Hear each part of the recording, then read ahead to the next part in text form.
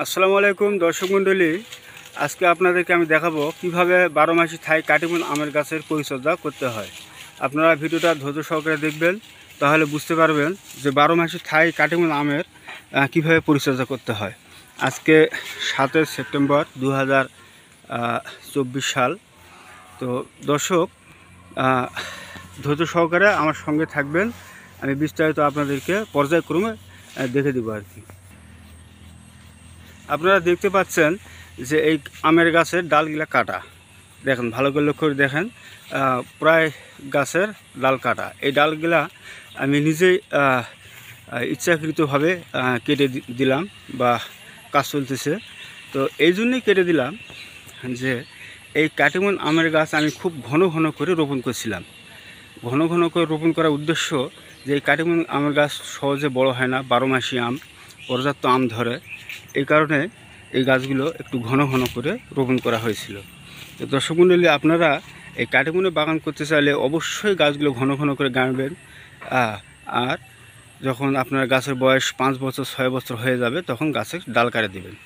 ডাল কাটে দিবেন, গাছ ফাঁকা হবে, পর্যাপ্ত আম ধরবে। আর এই ডালগুলো কাটার কারণে এই যে দেখেন, আপনার দেখায়, এই যে এখান থেকে আবার কুশি বের হবে। কুশি বের হলেই এই কুশিতে পর্যাপ্ত মুকুল আসে এবং আম ধরে।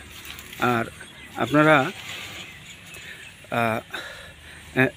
এইভাবে ডালগুলো কাটবেন, এই সামান্য হাফ ইঞ্চি একটু বাতি থেকে ডালগুলো কাটবেন, তাহলে এখান থেকে যে কুশি বের হবে, এই কুশি তো আম ধরবে।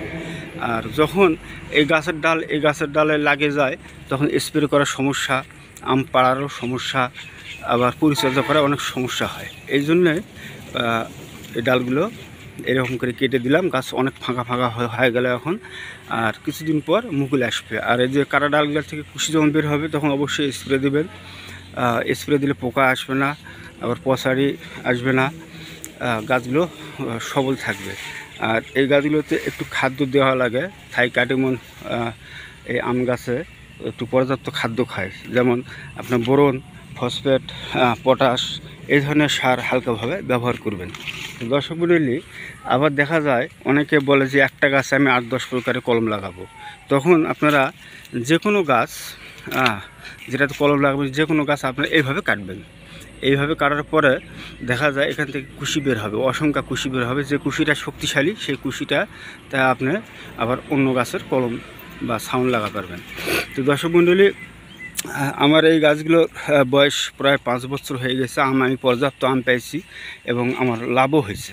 আর পাশাপাশি আমি কিন্তু এই গাছে, যেহেতু নার্সারি করি, এই গাছের আমি ছাউন বিক্রি করছিলাম, প্রচুর ছাউন, হাজার হাজার লক্ষ লক্ষ ছাউন বিক্রি করছিলাম। এই ছাউন বিক্রি করার কারণে এই গাছগুলো আমার মাদার গাছ হিসাবে আমি রেখে দিয়েছিলাম। এই মাদার গাছগুলোতে পর্যাপ্ত আম আমার দিছে আর কি, আম পাইছি। তারপর গাছগুলো ফাঁকা করে দেওয়ার উদ্দেশ্যই যে আবার কুশি বের হবে, আম ধরবে।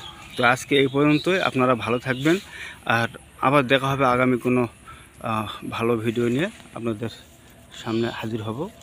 আর আমার এই চ্যানেলটাকে লাইক, শেয়ার, সাবস্ক্রাইব করবেন। আজকে এই পর্যন্তই। আসসালামু আলাইকুম।